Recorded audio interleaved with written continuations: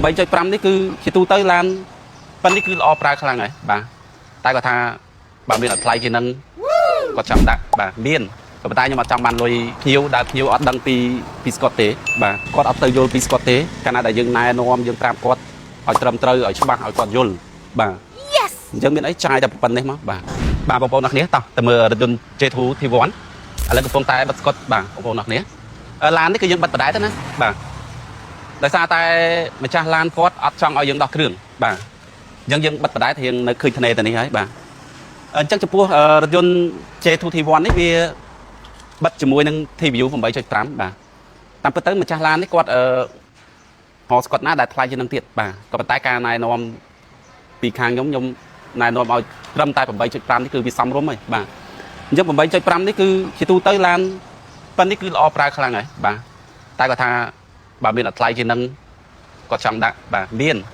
នៅរថស័ក្តិអូតូហ្វៀមមានបាទក៏ប៉ុន្តែខ្ញុំអត់ចង់បានលុយភ្ញៀវដែលភ្ញៀវអត់ដឹងពីស្កុតទេបាទព្រោះអីស្កុតប៉ុណ្នេះវាសមរម្យហើយបាទកាលណាយើងទៅបិទអស់ 1000 ជាងអីហ្នឹងវា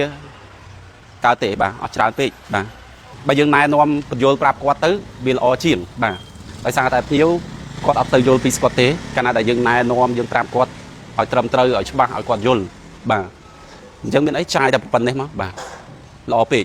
គ្រប់អស់អញ្ចឹងរថយន្ត J2 T1 នេះគឺបិទវាមួយជុំទទួលបាន UV 4 មាសកន្លះបាទ4មាសកន្លះនេះគឺកាត់កដៅបានរហូតដល់ 99% អញ្ចឹងនៅក្នុងអំឡុងពេលចូលឆ្នាំនេះគឺចំណេញបាទអញ្ចឹងឡាននេះបិទលឿនទេបាទដោយសារតែអត់ចាំបាច់ដោះគ្រឿងទេគឺយើងបិទបដែតបាទអញ្ចឹងប្រហែលជាខ្ទង់ល្បាក់3ម៉ោងអីទៀតរួចទេបាទលឿនថ្មីទេបិទលឿនបាទអញ្ចឹងនៅនេះគឺមានទឹមទទួលបានមួយទេបាទបិទបដែត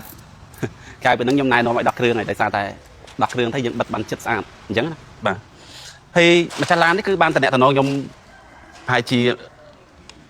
7 សប្តាហ៍បាទព្រោះឡាននេះគាត់កក់ពីក្រុមហ៊ុន